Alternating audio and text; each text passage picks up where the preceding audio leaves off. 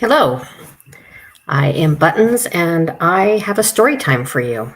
And so we are going to wait a few minutes to see if anybody joins me. Otherwise, I'm going to do the story time and it'll post to our Facebook and our um, YouTube channel.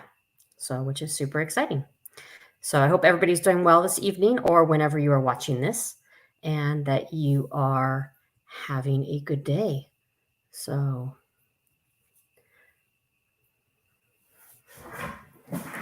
I will not wait very long for this. I do want to mention that we have a variety of things that are going live on our calendar as we're speaking. And so my team is putting things up this week and they'll be going live for people to see what's happening in Girl Scouts over the next year. We have many of our service units who are doing the same. And so, as I mentioned, we are going live with a story time with Buttons.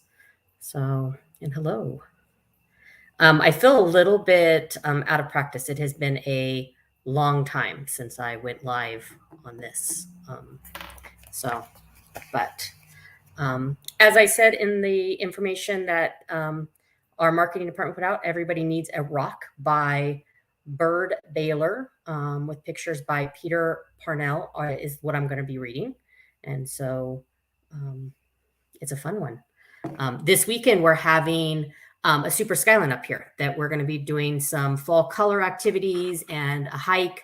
And I'll be up here a little bit earlier than that, about 9:30, and we'll be looking for a rock and painting other rocks. So not painting the rock that you find, but painting other ones.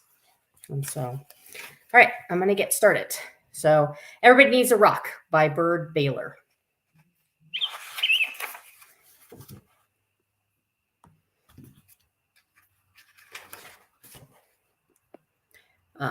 Let me check to make sure nobody's trying to actually reach me related to this communication.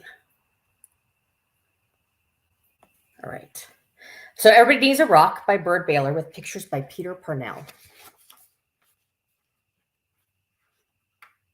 This is Jesse's book. So everybody needs a rock. I'm sorry for kids who don't have a rock for a friend. I'm sorry for kids who only have tricycles, bicycles, horses, elephants, goldfish, 3-room playhouses, fire engines, wind-up dragons, and things like that. If they don't have a rock for a friend. Look, she's sitting on an elephant shape sort of thing. An elephant rock, I should say.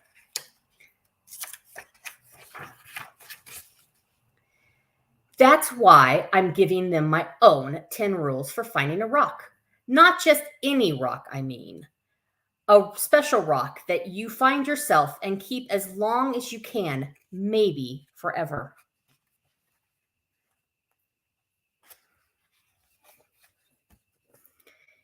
If somebody says, "What's so special about that rock?" don't even tell them. I don't. Nobody is supposed to know what's special about another person's rock. All right, here are the rules. And she's protecting her rock with all these people staring at her, wondering what's special about a rock. Her 10 rules. Rule number 1. If you can go to a mountain made out of nothing but 100 million small, shiny, beautiful, roundish rocks, like Camp Skyline Ranch. But if you can't, any place will do, even an alley, even a sandy road. So she's up in the mountains or in a sandy road looking for her rock. Rule number 2. When you are looking at rocks, don't let mothers and fathers and sisters and brothers or even best friends talk to you. You should choose a rock when everything is quiet. Don't let dogs bark at you or bees buzz at you. But if they do, don't worry. The worst thing you can do is go rock hunting when you are worried.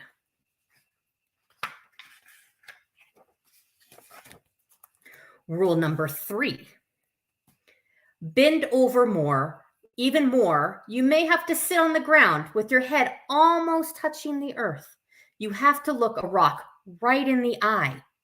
Otherwise, don't blame me if you can't find a good one. Look at her looking at her rock right there. Her eyeballs right there.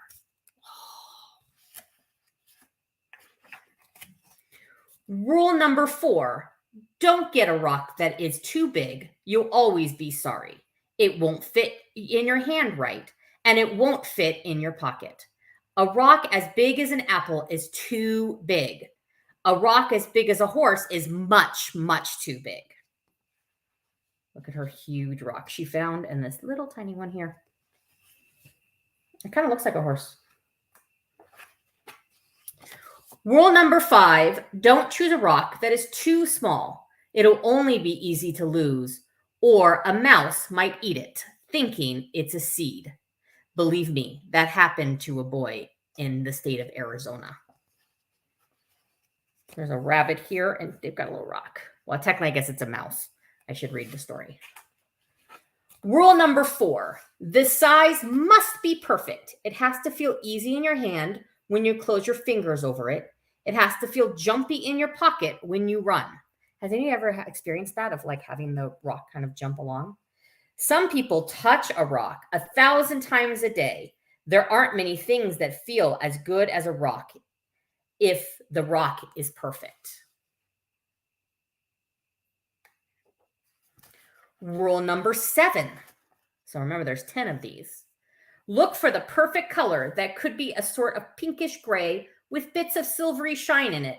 Some rocks that look brown are really other colors, but you can see them when you squint and when the sun is right. Another way is to see colors is to dip your rock in a clear mountain stream if one is passing by. Number 8, the shape of the rock is up to you. There's a girl in Alaska who only likes flat rocks. Don't ask me why. I like them lumpy. The thing to remember about shape is this: any rock looks good when 100 other rocks around it on a hill.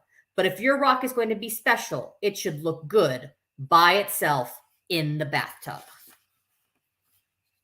It's a picture of a bathtub with a rock in it.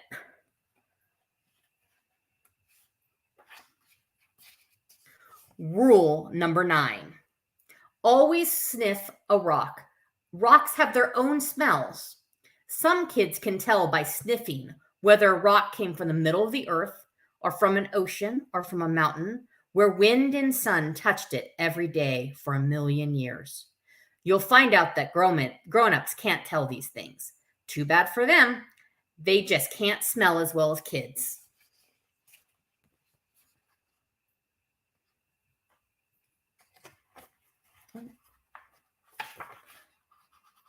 Rule number 10 is up next. Rule number 10, don't ask anybody to help you choose. I've seen a lizard pick one rock out of a desert full of rocks and go sit there alone. I've seen a snail pass up 20 rocks and spend all day getting to the one it wanted. You have to make up your own mind. You'll know. All right, that's 10 rules. If you think of any more, write them down yourself. I'm going out to play a game that takes just me and one rock to play. I happen to have a rock here in my hand. And that is my story. Everybody needs a rock, or I affectionately call it, everybody needs a best friend named a rock. So thank you very much for staying for story time. I would like to re-mention that we will be looking for rocks on Saturday, this coming Saturday. Registration is still open until tomorrow night. And so you can definitely register and come on up and pick your own rock out. Otherwise, and this is October 3rd. And so October 8th is when October 8th is when the event is. And so otherwise, come up to any of our Super Skylands. It's a single day event. You guys can come up and have a good time. We are going to hopefully continue story times about a couple times a month. And so please join me for a variety of different stories with Storytime by Buttons. Have a great night. Oh, let me look at my comments first. Oh, they all were just thank yous. So thank you all very much. Have a good night.